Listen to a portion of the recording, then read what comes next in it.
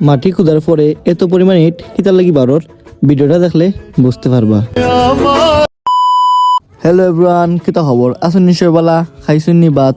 আমি আছি নিবাস, রই দিয়ে গেছি খালা, আসুন নিশ্চয় বালা। আজকে এমন একটা জায়গা জিরাম যেখানে মাটি খুললে শুধুমাত্র ইট আর ইট বারর।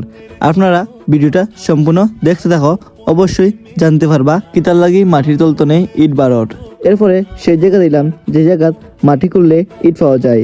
আটি আটি যেতাম কি সামনে সামনে বেশি ইট পাওয়া যেতে পারে। সামনে দেখি অনেকগুলো ইট মানুষে মাটি কুড়িয়া তুলছে। কেন যদি মাটি কুড়া হয় ইট বাড়ে বুঝছেন নি? কই প্রমাণ?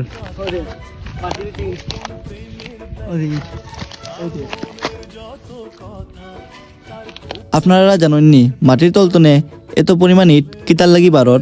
কারণ এখানে ব্রিটিশ আমলে ইট বাটা আসলো, আর এখন না এখানে। আর আগে আসলো কিতার লাগি, আর কিতার লাগি এই ইট বাটাটা খরাইছিল। মূলত ব্রিটিশ আমলে চা ফ্যাক্টরি যে সময় খরাইছে, এই সময় চা ফ্যাক্টরি দেখার লাগি যারা কর্মকর্তা আসলো তারা থাকার লাগি ঘর বাড়ি বাড়ানির লাগি ইট বাটাটা খরাইছিল। আর এখন না এখানে এই ইট বাটাটা আমি মানুষের মুখে শুনছি যে বড় একটা বন্যায় ইট বাটার সব কিছু বাসায় এনেছে কি, আর দ্বিতীয়বার কোনো ইট বাটা খরা হয়েছে না।